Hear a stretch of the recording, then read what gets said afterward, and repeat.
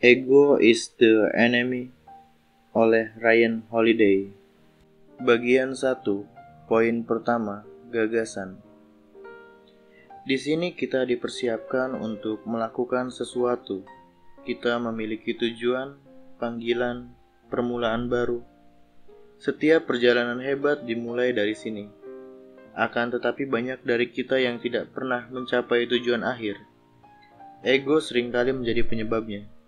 Kita membangun diri dengan cerita fantastis, berpura-pura telah mengetahui semuanya, membiarkan kita benar-benar bersinar hanya untuk berakhir dengan kegagalan tanpa kita tahu alasannya. Itulah gejala-gejala ego. Hanya kerendahan hati dan realitaslah obatnya. Apapun gagasan Anda, ego adalah musuh Anda. Sekitar tahun 374 sebelum Masehi, Socrates, salah satu guru dan retorika terkenal di Athena, menulis surat untuk seorang lelaki muda bernama Demonicus. Socrates telah menjadi teman dari anak yang ayahnya belum lama meninggal dan ingin memberikannya beberapa nasihat tentang meneladani ayahnya. Nasihatnya mulai dari praktik sampai moral. Semuanya dituliskan dalam apa yang disebut Socrates sebagai Noble Maxims.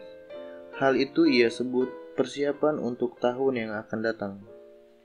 Seperti kebanyakan kita, Demonicus adalah seorang yang ambisius. Itu sebabnya Socrates menulis untuknya karena jalan dari ambisi dapat menjadi bahaya. Socrates memulai dengan memberikan informasi kepada pemuda tersebut bahwa tidak ada perhiasan atau polesan yang membuatmu menjadi sopan, adil, dan mampu mengendalikan diri. Karena hal itu didapatkan dengan kebijaksanaan, di mana dapat dikatakan ini merupakan karakter yang sebaiknya dikendalikan pada anak muda.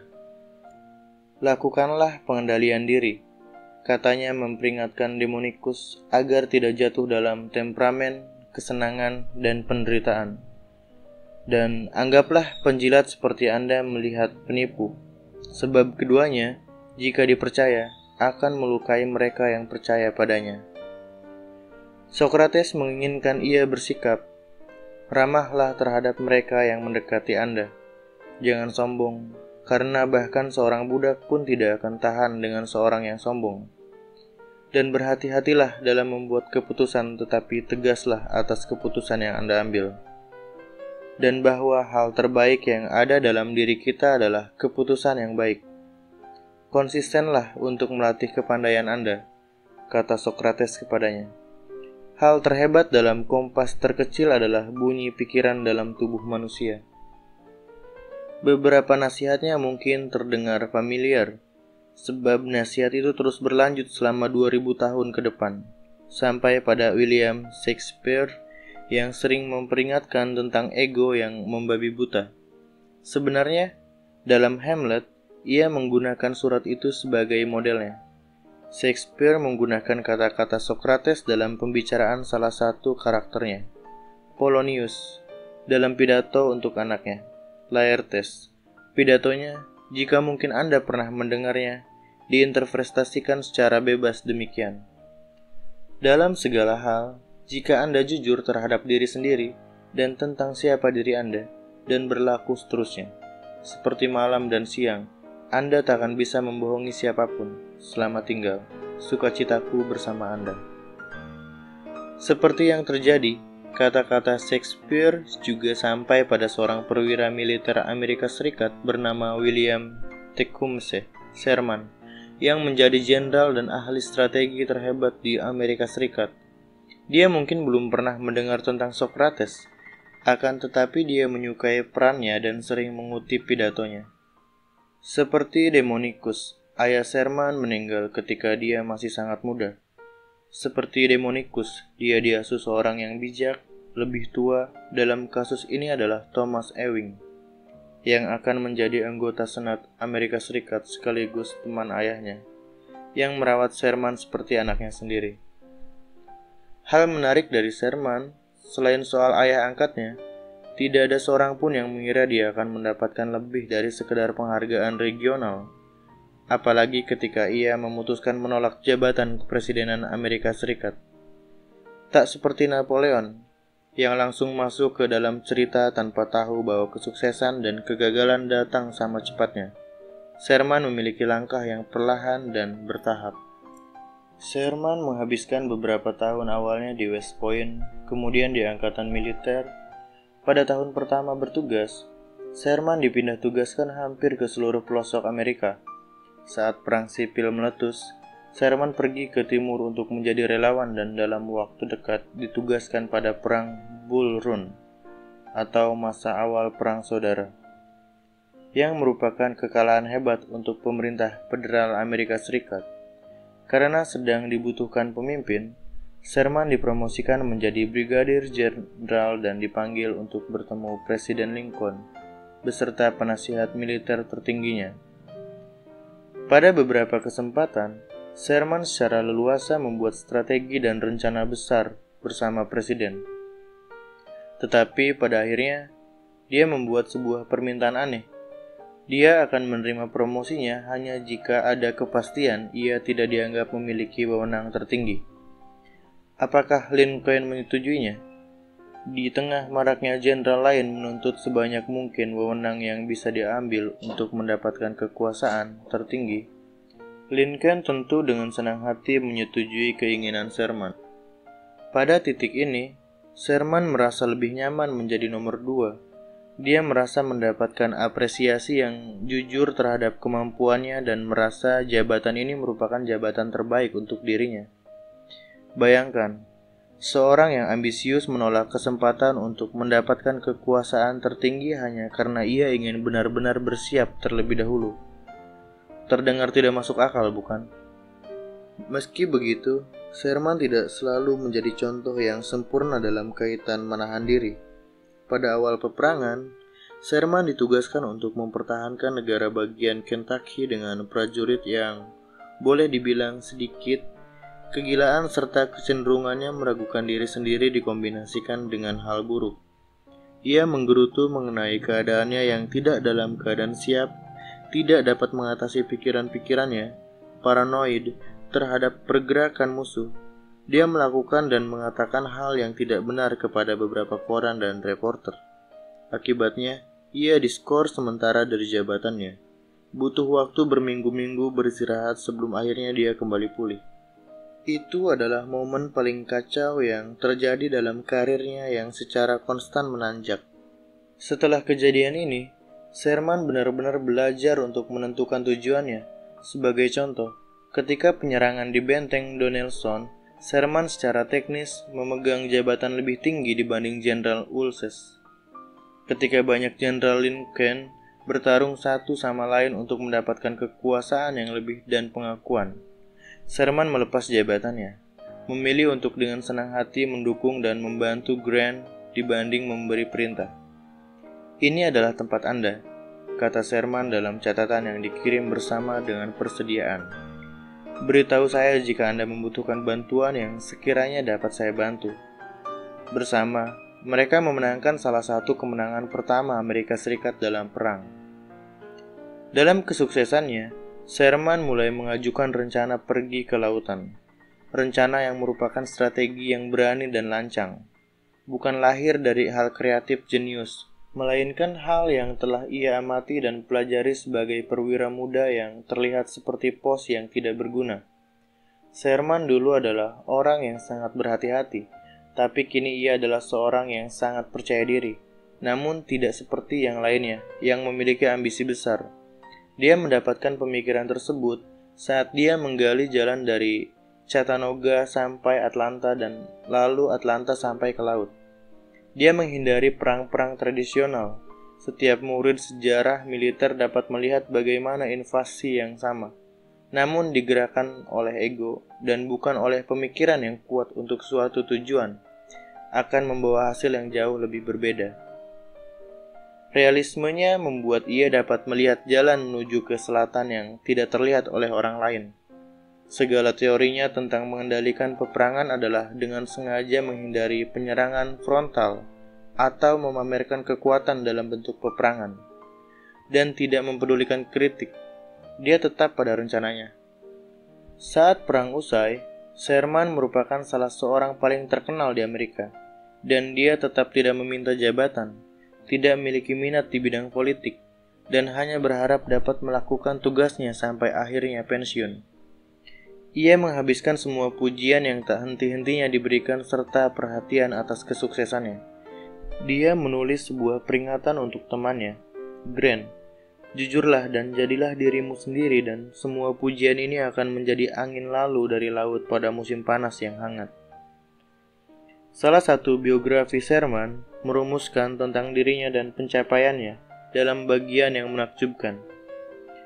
Ini sebabnya ia dijadikan contoh dalam perjalanan pendakian kita.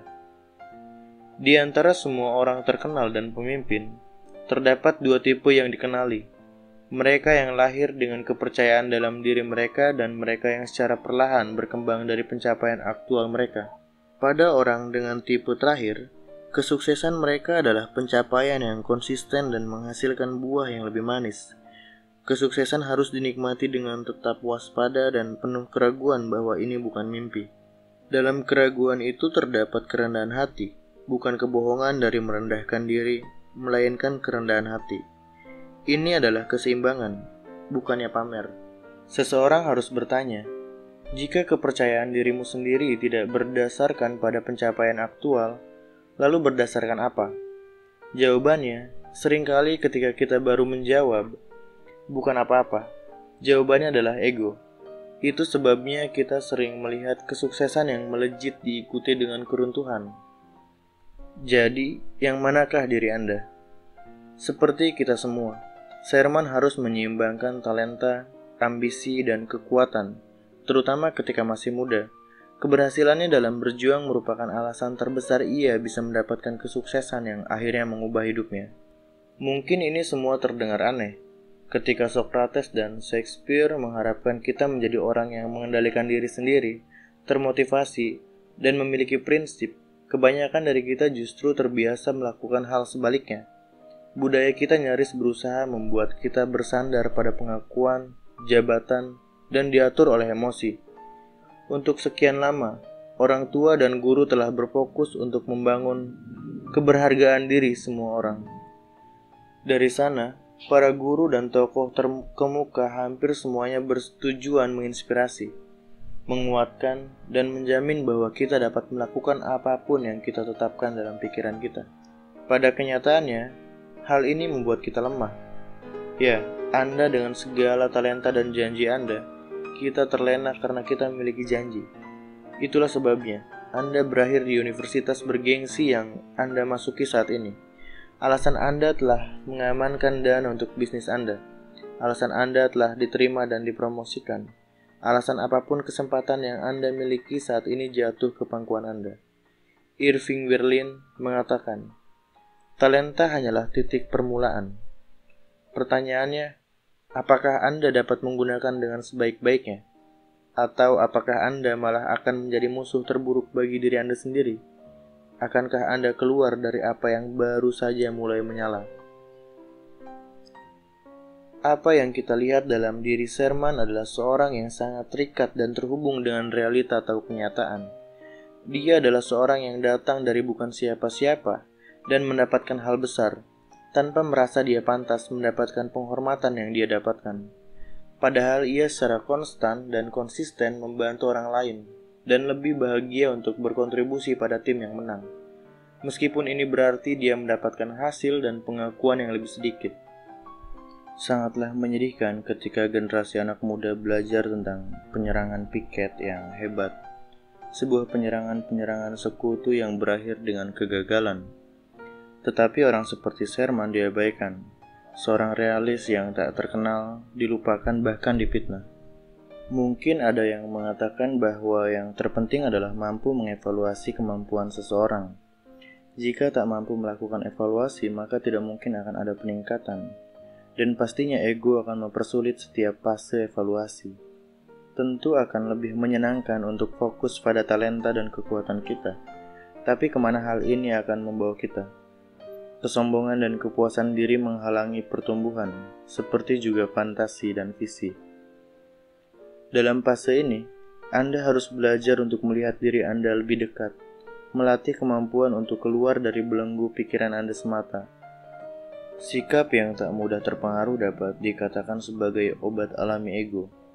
Adalah mudah untuk terikat secara emosional dan gandrung dengan pekerjaan Anda sendiri. Seseorang yang narsis mudah melakukan hal ini. Sesungguhnya hal yang jarang ditemukan bukanlah talenta, keahlian, atau kepercayaan diri, melainkan kerendahan hati, ketekunan, dan mawas diri. Agar pekerjaan Anda memiliki kebenaran di dalamnya, haruslah berasal dari kebenaran pula.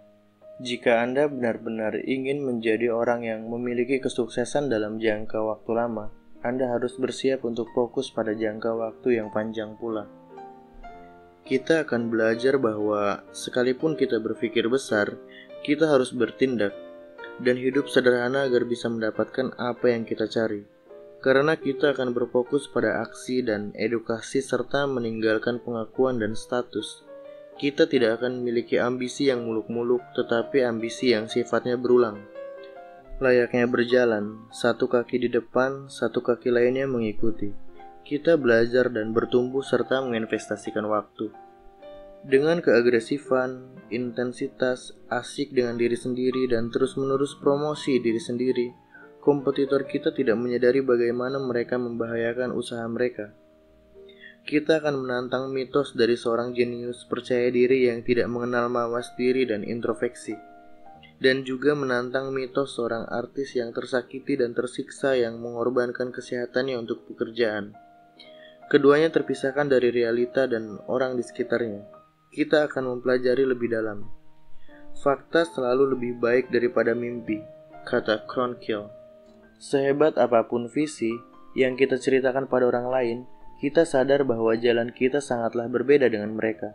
Dengan berkaca pada Sherman dan Socrates, kita paham bahwa ego adalah musuh dalam perjalanan tersebut. Oleh karena itu, ketika akhirnya berhasil mencapai kesuksesan, janganlah kesuksesan ini membuat kita terlena, tetapi justru akan membuat kita lebih kuat.